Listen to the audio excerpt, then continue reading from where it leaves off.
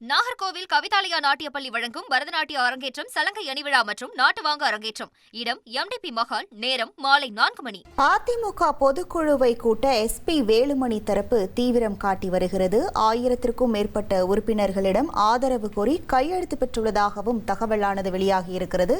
விவரங்களோடு இணைகிறார் நமது செய்தியாளர் தாய்மானவன். வணக்கம் தாய்மானவன், இந்த தகவல் தொடர்பான முழு விவரங்கள்.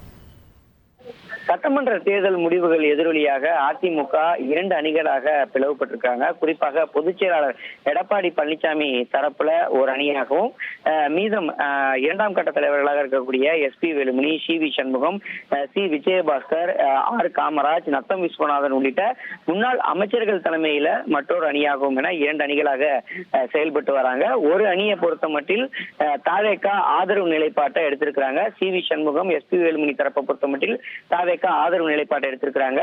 தாவேக சட்டமன்றத்தில் பெரும்பான்மை நிரூபிப்பதற்கு ஆதரவும் அளித்திருக்கிறாங்க.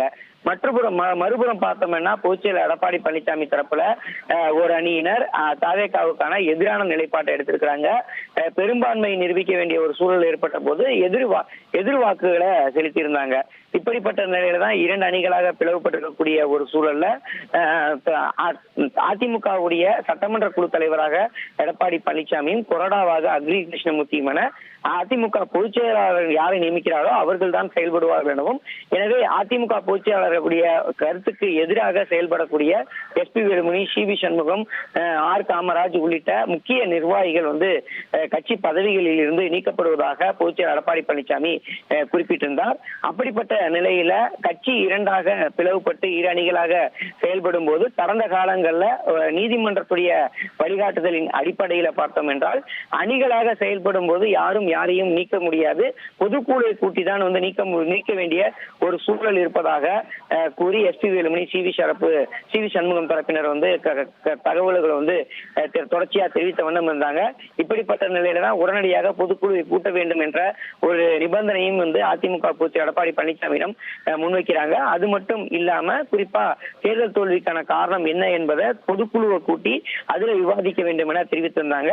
இப்படிப்பட்ட நிலையில அதிமுக பொதுச் எடப்பாடி பழனிசாமி தரப்புல பொதுக்குழுவை கூட்டுவதற்கு எந்தவித நடவடிக்கையும் எடுக்காத ஒரு சூழல்ல தற்போது சி.வி. சண்முகம், எஸ்பி வேலுமணி, விஜயபாஸ்கர் தரப்புல பொதுக்குழு உறுப்பினர்களை நேரில் அணுகி பொதுக்குழு உறுப்பினர்களிடம் பொதுக்குழுவை கூட்டுவதற்கு கையொப்பம் பெறக்கூடிய பணிகள் என்பது கடந்த சில நாட்களாக நடைபெற்று வருகிறது.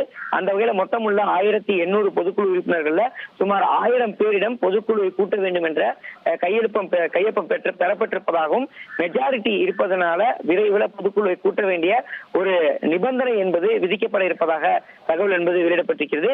ஓரிரு நாள்ல பொதுக்குழு உறுப்பினர்களுடைய கையெழுத்துக்கு அடங்கிய மனுவை எடப்பாடி பழனிசாமி பொதுச் செயலாளரிடம் வழங்கி பொதுக்குழுவை கூட்டுவதற்கு அழுத்தம் கொடுப்பதற்கு எஸ்பி வேலுமணி, சி.வி. சண்முகம் தரப்பு திட்டமிட்டிருப்பதாக தகவல்கள் என்பது வெளியிடப்பட்டிருக்கிறது. பொதுக்குழுவை கூட்டுவது தொடர்பாக வேலுமணி தரப்பு கையெழுத்து கேட்டால் கையெழுத்து போட வேண்டாம் என பொதுக்குழு உறுப்பினர்களை நேரில் தொலைபேசி வாயிலாக சம்பந்தப்பட்ட அதிமுக பொதுச் செயலர் எடப்பாடி பழனிசாமி தரப்பு நிர்வாகிகள் மூலமாக அழுத்தம் கொடுக்கப்பட்டு வரக்கூடிய ஒரு சூழல்ல 1000க்கும் மேற்பட்டோர் கையொப்பம் போட்டிருப்பதால விரைவில் பொதுக்குழு கூட்ட வேண்டிய ஒரு அவசியம் என்பது ஏற்பட்டிருக்கிறது. அதற்கான அழுத்தம் என்பது பொதுச் செயலர் எடப்பாடி பழனிசாமிக்கு கொடுப்பதற்கு எஸ்பி வேலுமணி, சி.வி. சண்முகம் தரப்பு திட்டமிட்டிருப்பதாக தகவல்கள் வெளியாகி இருக்கிறது. விவரங்களுக்கு நன்றி தாயுமானவன். நாகர்கோவில் கவிதாலயா நாட்டியப்பள்ளி வழங்கும் பரதநாட்டிய அரங்கேற்றம், சலங்கை அணிவிழா மற்றும் நாட்டுவாங்க அரங்கேற்றம். இடம் எம்டிபி மஹால். நேரம் மாலை 4 மணி.